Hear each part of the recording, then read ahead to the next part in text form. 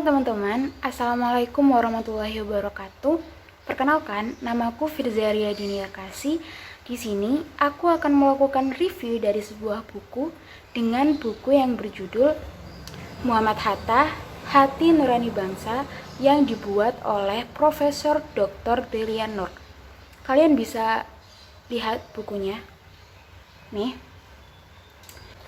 Nah, Profesor Dr. Delia Nur ini merupakan pakar ilmu politik sekaligus cendekiawan yang berhasil menamatkan pendidikan magister dan doktoral di Cornell University, Amerika Serikat. Nah, buku ini merupakan karya terakhir yang dibuat oleh Profesor Dr. Delia Nur yang diterbitkan pada tahun 2012 pada bulan April. Bukan hanya buku ini yang telah diterbitkan, melainkan sangat banyak karya-karya yang dibuat oleh beliau. Kita bisa mengetahui karya-karya dan buku-buku yang dibuat oleh Profesor Dr. Delia Nur di halaman terakhir pada buku ini, pada halaman 179.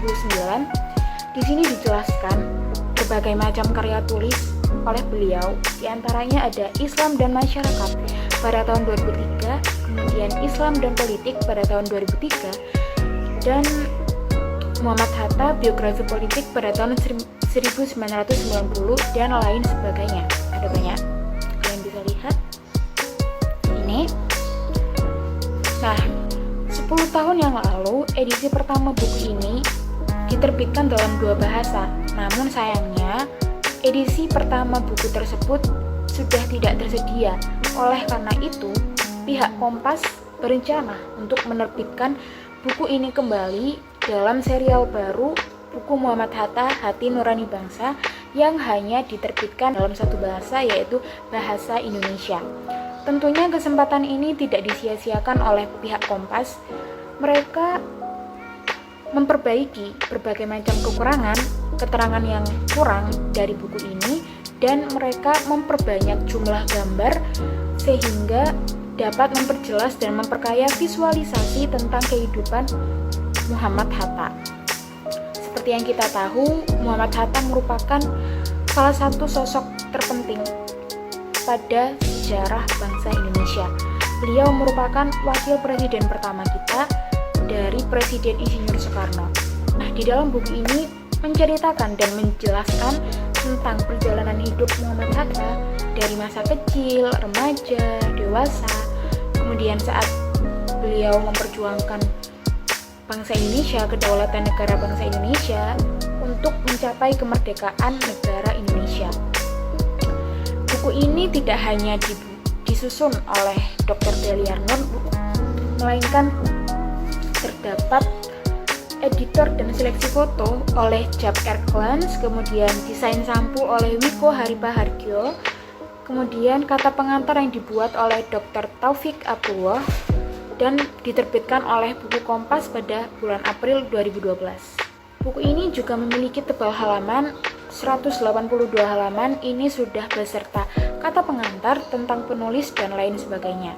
Adapun sinopsis dari buku ini yaitu menyajikan gambaran tentang perjalanan hidup Wakil Presiden Republik Indonesia yaitu Muhammad Hatta. Buku ini menguraikan dari berbagai sisi kedudukannya di dalam keluarga berlatar surau di Sumatera Barat, kemudian hubungannya dengan berbagai kalangan pada saat beliau masih belajar di negeri Belanda, dan perjuangan-perjuangannya di dalam dan di luar negeri untuk bisa mencapai kemerdekaan bangsa kita yaitu bangsa Indonesia.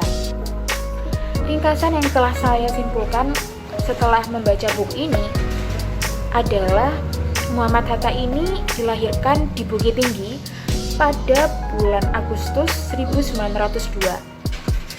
Beliau dari kecil sudah dididik agama, baik ibadah maupun perilakunya oleh orang tuanya dengan sangat disiplin.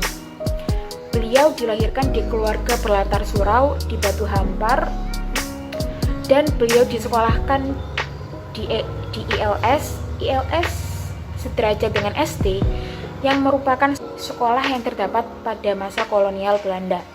Kemudian beliau melanjutkan SMP-nya di Mulo, yaitu sekolah untuk pribumi yang dimana orang tuanya bekerja pada pemerintah kolonial. Beliau sejak SMP ini telah mengikuti berbagai macam organisasi dan turut aktif di dalamnya. Kemudian beliau melanjutkan SMA-nya di Jakarta di Prince Hendrik School. Ia belajar di Belanda pada tahun 1921 sampai 1932. Ia belajar dengan tekun di Handelshager School atau Sekolah Tinggi Ekonomi di Belanda. Tentunya dia juga turut aktif dalam berbagai organisasi, salah satunya Indisch Vereniging atau Perkumpulan Hindia yang diubah menjadi PI, Perhimpunan Indonesia. Nah, Muhammad Hatta ini juga pernah dituntut 3 tahun penjara bersama 3 kawannya, yaitu yang pertama Ali Sastro Amijojo, kemudian Nazir Pamuncap, dan Abdul Majid Jojo Adiningrat. Untungnya, keempat tokoh tersebut hanya ditahan selama beberapa bulan, kemudian dibebaskan karena tuntutan tidak dapat dibuktikan.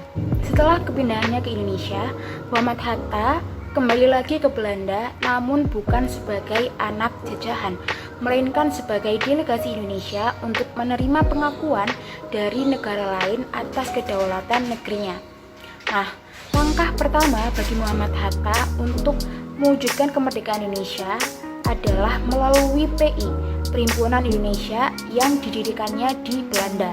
1 hari setelah kemerdekaan Indonesia, Muhammad Hatta resmi dilantik sebagai Wakil Presiden pertama Republik Indonesia bersama dengan Presiden Insinyur Soekarno. Nah, walaupun tidak selalu sepemikiran, mereka berdua ini, Insinyur Soekarno dan Muhammad Hatta, saling melengkapi satu sama lain dan bisa bekerja sama untuk membangun pemerintahan Indonesia. Namun sayangnya hal ini tidak berlangsung lama. Pada tahun 1956, Muhammad Hatta resmi mengundurkan diri sebagai Wakil Presiden Republik Indonesia karena menurutnya Presiden Insinyur Soekarno sudah terlalu melenceng dari cita-cita awal mereka berdua. Baginya, sikap Insinyur Soekarno yang membubarkan DPR, mengangkat demokrasi terpemimpin, kemudian mengangkat dirinya sebagai presiden seumur hidup, merupakan kediktatoran Presiden Insinyur Soekarno untuk menguasai negara ini dan menodai cita-cita demokrasi. Padahal Muhammad Hatta ini sudah mengingatkan Insinyur Soekarno melalui surat-surat kabar, namun tidak ada satupun surat yang mendapatkan sambutan dari Insinyur Soekarno. Oleh karena itu, Hatta tidak bisa menyadarkan kawan budi tunggalnya tersebut. Hatta meninggal pada tanggal 14 Maret, hari Jumat, pada tahun 1980. Waktu itu beliau baru saja menunaikan sholat Jumat di Masjid Matraman. Seharusnya sepak terjangnya ini, perjuangan-perjuangan Muhammad Hatta di dalam dan di luar negeri ini seharusnya bisa menjadikan suri tauladan bagi kita semua, bagi generasi-generasi muda untuk mempertahankan kesatuan NKRI.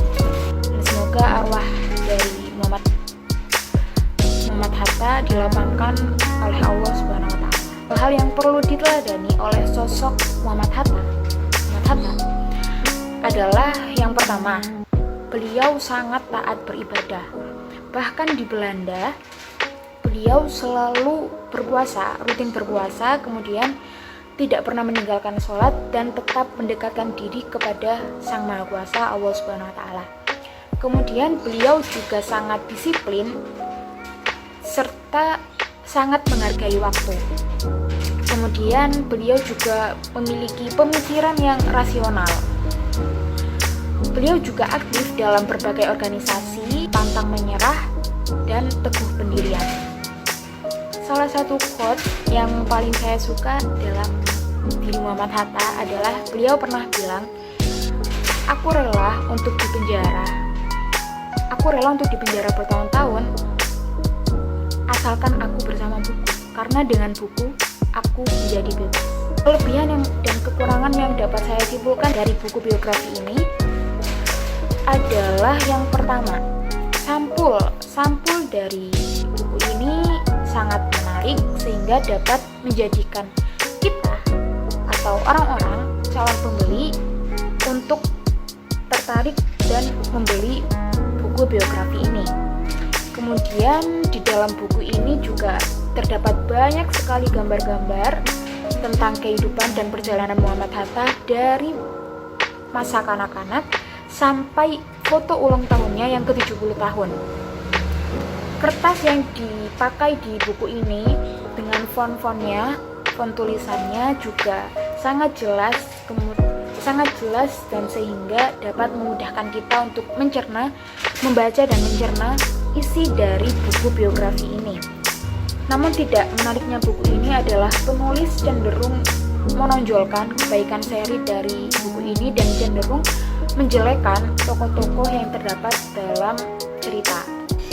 Perjuangan Muhammad Hatta memang selalu dapat dijadikan suri tauladan bagi kita semua, dari masa kecilnya, kemudian masa mudanya yang berperan dalam berbagai hal, kemudian dewasanya yang memperjuangkan kemerdekaan Indonesia dari dalam negeri maupun luar negeri, kemudian sikapnya yang sangat disiplin. Jika kita membaca buku ini, kita dapat mengetahui bagaimana sih sejarah bangsa Indonesia, bagaimana sih perjuangan-perjuangan yang beliau lakukan untuk memerdekakan kemerdekaan Indonesia. Kita akan tahu semuanya dalam buku ini. Sekian review buku tentang Muhammad Hatta, Hati Nurani Bangsa dari saya. Apabila terdapat kesalahan, salah kata maupun kata-kata yang kurang mengenakan bagi kalian, saya mohon maaf, dan semoga review buku ini dapat bermanfaat bagi kita semua. Wassalamualaikum warahmatullahi wabarakatuh.